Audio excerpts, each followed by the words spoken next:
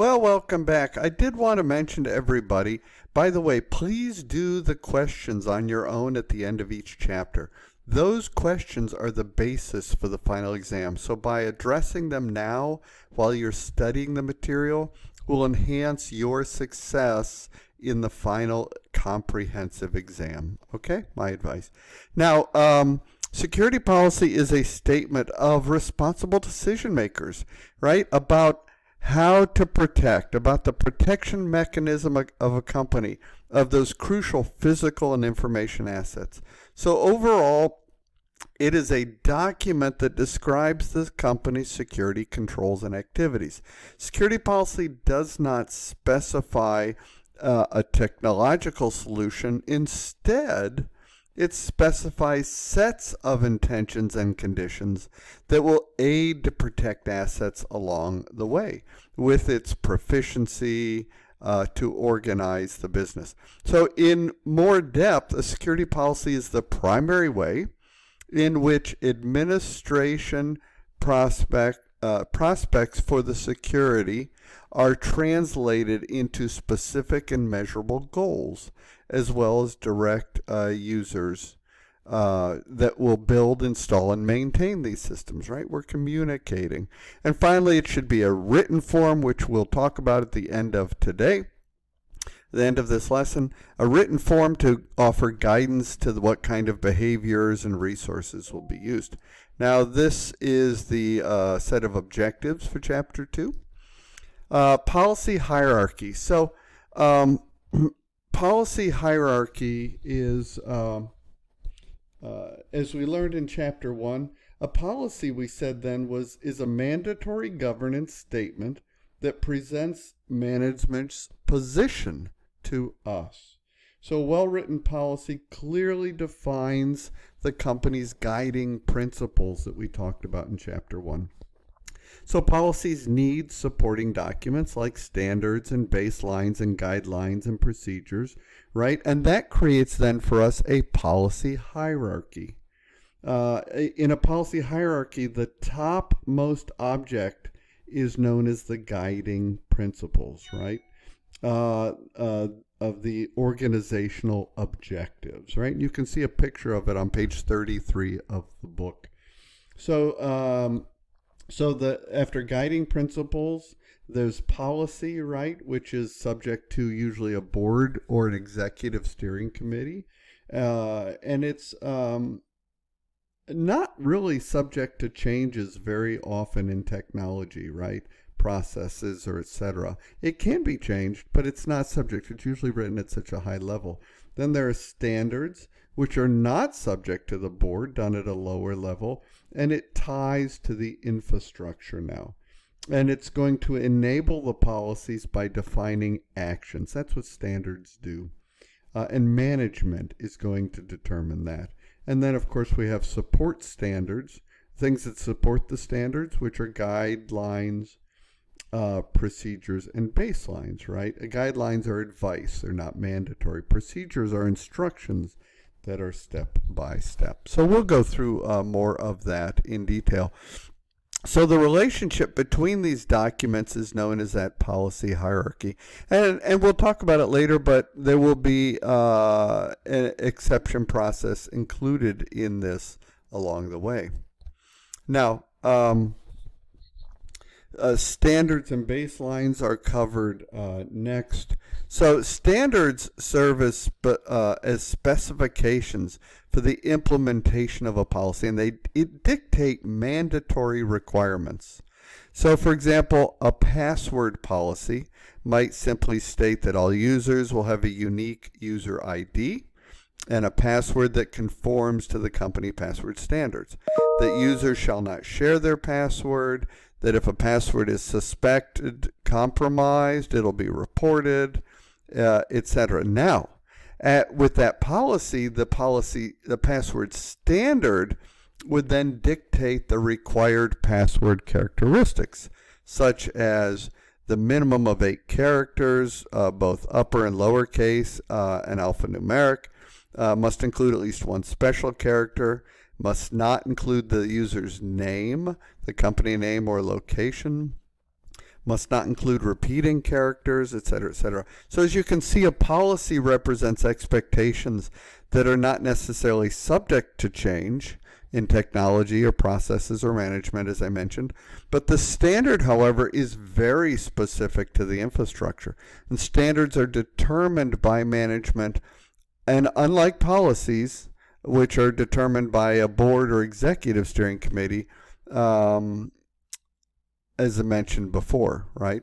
And standards can be changed. Now, baselines are an aggregate of this implementation of standards and security controls for a specific category or grouping, such as a platform. Like you might have a baseline for a Windows OS, right? It's going to allow for uniformity and consistency, the book mentions.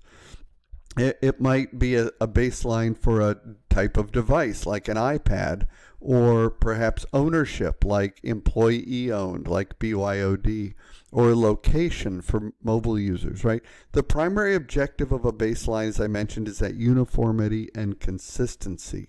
So an example of a baseline related to that password policy and standard example that I just mentioned is the mandate that a specific Active Directory group policy configuration be used on all Windows devices. In fact, I always recommend group policy be applied as a baseline, right, to technically enforce security requirements. So in this example, I'm applying Active Directory group policy to all the Windows workstations and servers.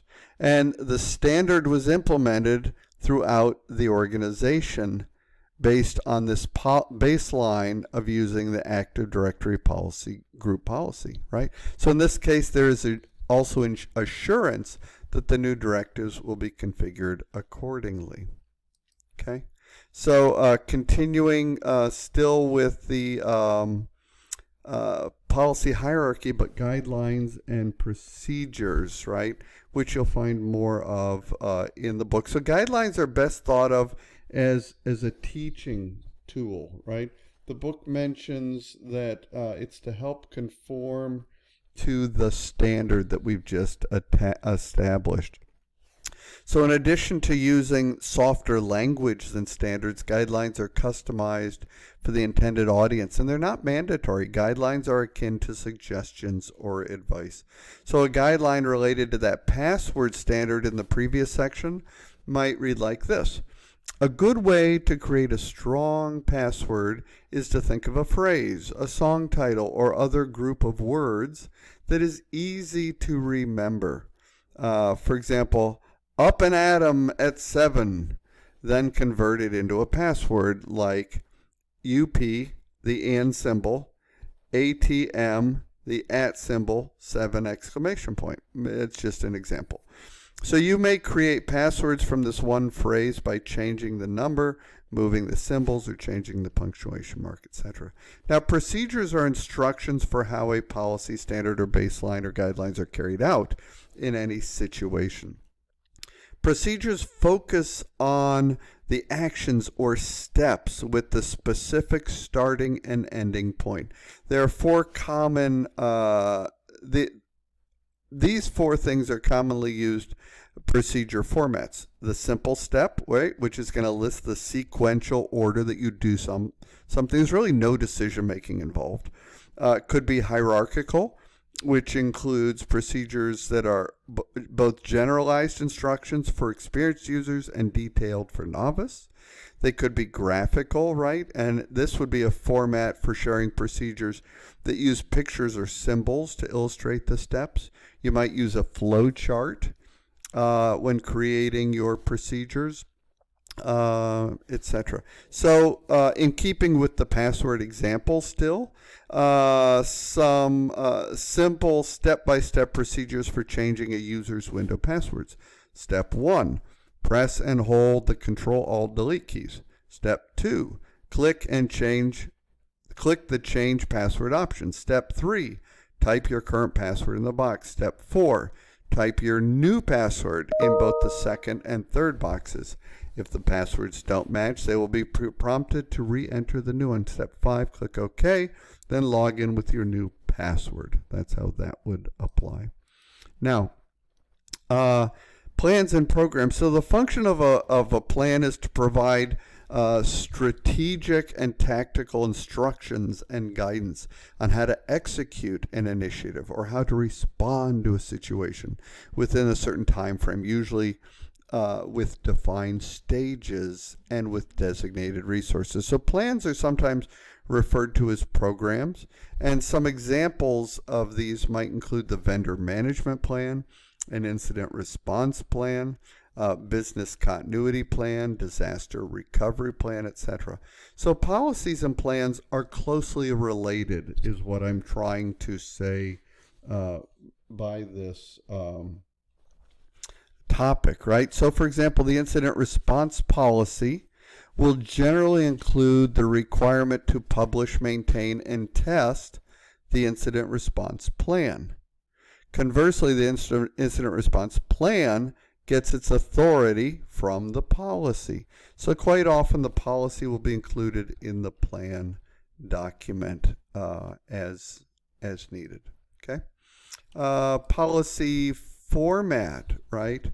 Policy format covered on pages 36 and following in the book. So the policy format, writing policy documents can be challenging. I'll admit that up front.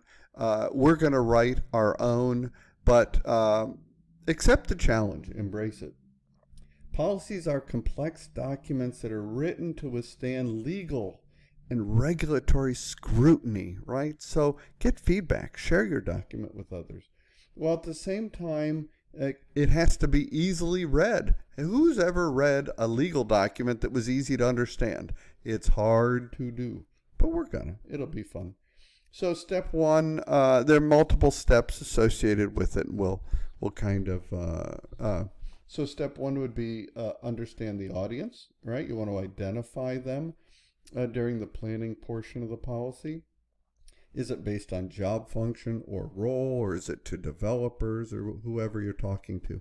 And so the policy audience is the potential resource during the writing of the policy. You could share your insights with them and help them, allow them to help you craft it so it's understandable. Who better to help create and maintain an effective policy, right? And so policy format. And so the advantage to individual policies is that the policy document can be short, clean, crisp, right? Targeted to that audience. And of course, the disadvantage is the need to manage multiple policies. So you can have singular policies or consolidated policies. You have to decide for yourself which is the better approach, right? So regardless of which format we want, the single policy or consolidated, do not include standards or baselines or guidelines or procedures that we've just talked about. Don't include those in the policy document. If you do, you will end up with management challenges, trouble updating it, and a very difficult approval process along the way. Not recommended, okay? So, okay. The policy has multiple components. You'll see on page 38 of the literature, including version control, an introduction section, policy heading, policy goals and objectives, policy statement, exceptions, enforcement clause, administrative notations, and policy definitions. And we will walk through those in this course, right? So version control was first. What I'm going to do is take a break now and come back with the policy components next.